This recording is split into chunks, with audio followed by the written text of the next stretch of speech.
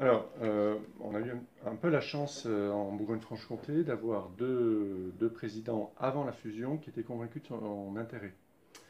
Donc il y a eu un processus bien avant la fusion, et même bien avant la ratification officielle par la loi du process de fusion, de travailler en commun avec les deux régions.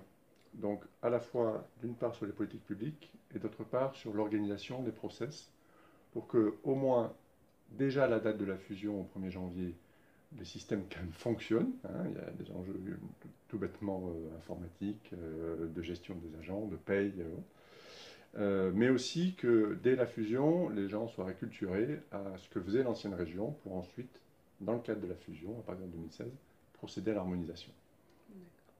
Donc, bien entendu, il y avait des craintes forcément liées à tout processus, liées à la fois au changement de méthode. Rappelons aussi qu'il y avait un contexte de renouvellement électoral aussi qui rajoute une dose d'incertitude, hein, qui était fin 2015 pour les régions. Et puis, où est-ce que je vais travailler? Avec qui je vais travailler? Qui sera mon chef? Et sur quelle politique publique? Celle que je menais moi, historiquement, est-ce qu'elle va être reprise, modifiée? Et donc qui forcément est interrogée par un cadre de fusion où il y avait deux politiques publiques sur un thème donné, par exemple, et qui ne peuvent perdurer dans le temps. La loi, d'ailleurs, a prévu qu'il y ait un délai pour faire converger tout ça. On a aussi récupéré dans ce temps-là, du fait de la loi, l'élaboration du plan régional déchets, pour simplifier. Vous aviez un territoire où déjà tout ce qui était organisation du traitement des déchets était très structuré, avec un peu de structure assez puissante, assez territorialement large. Une autre région où c'était totalement atomisé. Donc aujourd'hui, on a composé avec ça et imaginé des politiques qui accompagnent une structure assez différente entre les deux types de territoires.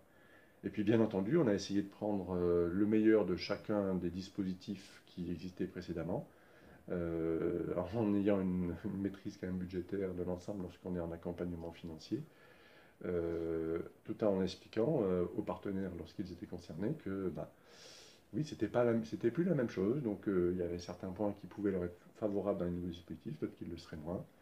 Et ça, donc, tout à l'avenant pour plusieurs centaines de dispositifs.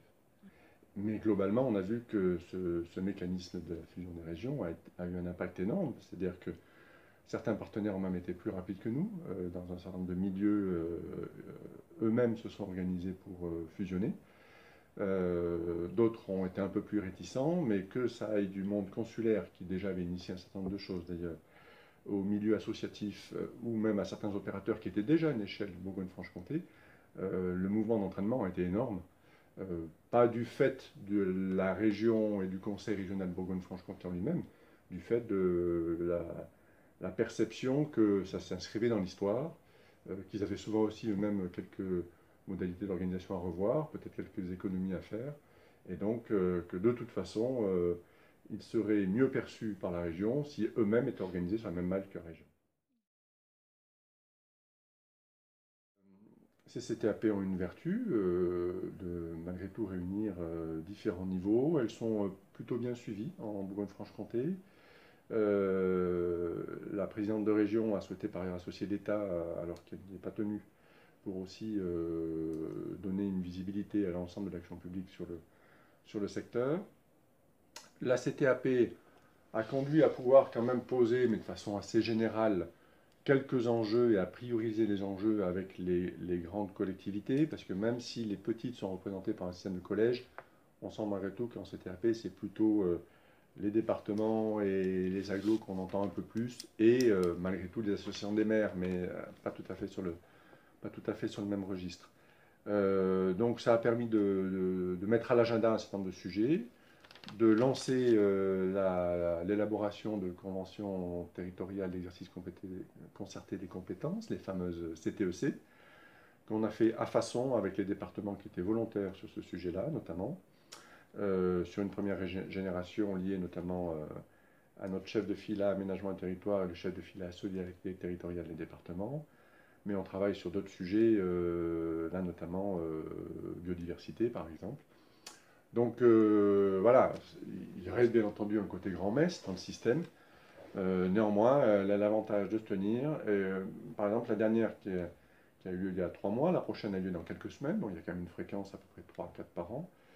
Entre les deux, il y a eu une commande de la CTAP et de la présidente de région notamment sur 4 groupes de travail sur les questions de mutualisation entre les collectivités, autour de l'achat public, autour du numérique éducatif, autour de l'ingénierie, une réflexion sur l'ingénierie et l'accompagnement des territoires. Donc forcément, entre les deux CTAP, il y a quand même du travail qui se fait.